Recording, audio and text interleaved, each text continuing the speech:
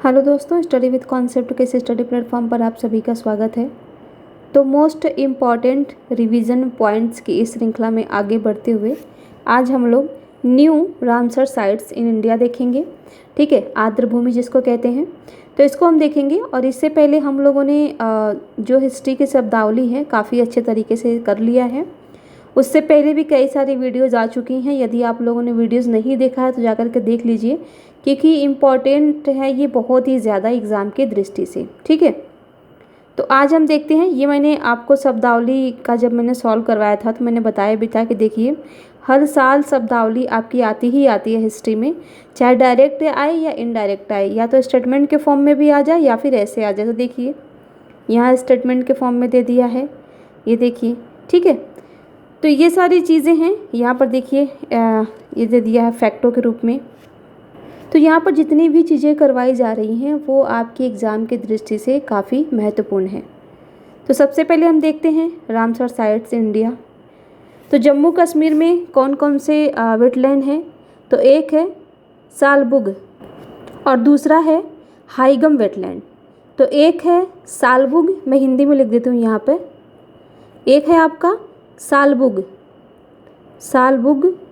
और दूसरा है आपका ये हाइगम।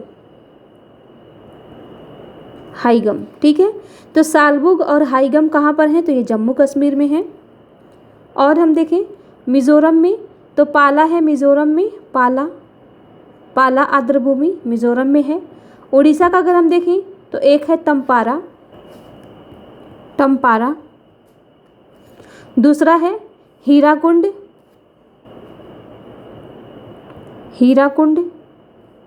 हीराकुंड भी कहाँ है आपका?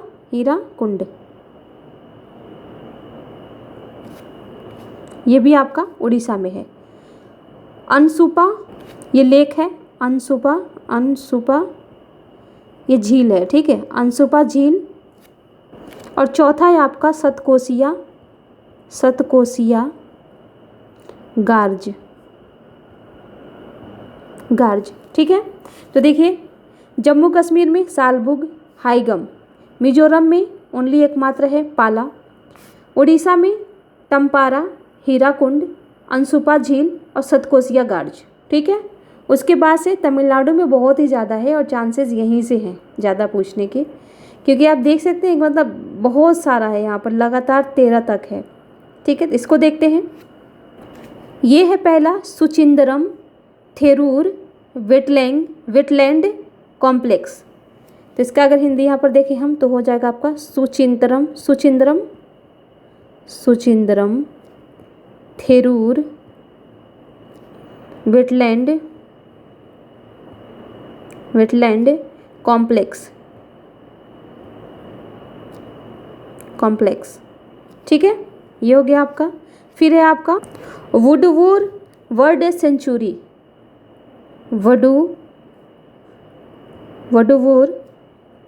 वडुवूर पक्षी आपका अभ्यारण्य। ठीक है, फिर है आपका कांजीकुरम पक्षी अभ्यारण्य। तो यहाँ पर मैं लेते हैं कांजीकुलम। ठीक है, अगला है चित्रांगुडी पक्षी अभ्यारण्य, चित्रांगुडी पक्षी अभ्यारण्य है। फिर आपका पिचवरम है ये, Pichavaram mangrove.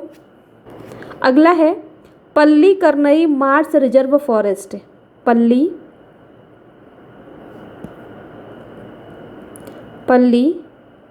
Karnai Mars reserve forest.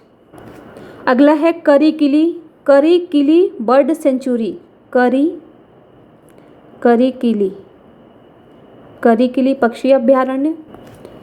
अगला है उदयमार्थदपुरम पक्षी अभ्यारण्य,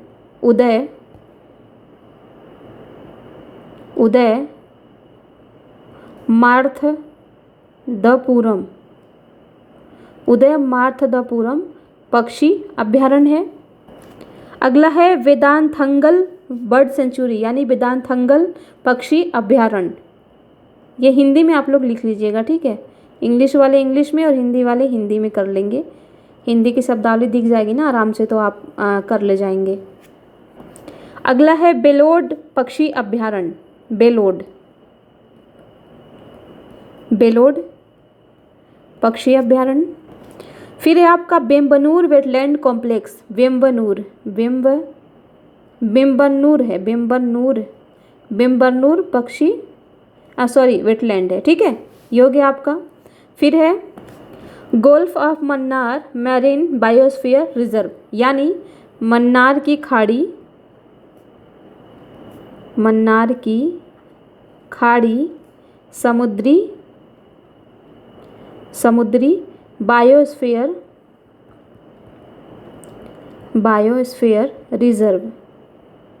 रिजर्व, ठीक है। और लास्ट है आपका कुनथन कूलम पक्षी अभयारण्य। कुनथम कूलम, ये हो गया आपका लास्ट, कुनथम कूलम पक्षी अभयारण्य। तो आप देख सकते हैं तमिलनाडु में इतना सारा है ना कि यहाँ से आपको घुमा देगा, और यहाँ से 100% आपके क्वेश्चन वही बनेंगे, केवल एक युग में सही, केवल 2 युग में सही, केवल 3 युग में सही, केवल सभी चारों सही, ठीक है। इसी तरीके के क्वेश्चन यहाँ से उठाएगा। अब देख लेते हैं जो बचा है। जम्मू कश्मीर का हमने देख ही लिया, अब देखते हैं मध्य प्रदेश का। इसमें पहला है यशवंत सागर। दूसरा है सिरपुर आर्द्रभूमि। और चौथा है साक्ष्य सागर आर्द्रभूमि, ठीक है। ये सिरपुर है, बड़ा सा होगा इसमें, सिरपुर, ये सिरपुर है, ठीक है। तो ये है कहाँ पर आपका, मध्य प्रदेश में। महाराष्ट्र का अगर हम देखें तो ठाणे, नाम से ही लग रहा है ठाणे, आप सभी को पता ही होगा कि यहाँ पर रेल भी चलाई गई थी, तो इससे आप थोड़ा सा ध्यान रख लेंगे। तो ये है आपका ठाणे क्रीक, ठीक है। गोवा में आपका कौन सा है, गोवा में भी है। अब ऐसा लग रहा होगा कि गोवा में कहाँ से होगा, तो गोवा में भी है। गोवा में है आपका नंदा झील। नंदा झील आपका कहाँ है, गोवा में। और यहाँ पर दिया है आपका कर्नाटक, तो कर्नाटक में कौन सा है आपका, रंगनाथितु VS सेंचुरी। तो ये है आप रंगनाथातिथु बर्ड सेंचुरी, ठीक है। तो यहाँ पर आप लिख दीजिएगा रंगनाथितु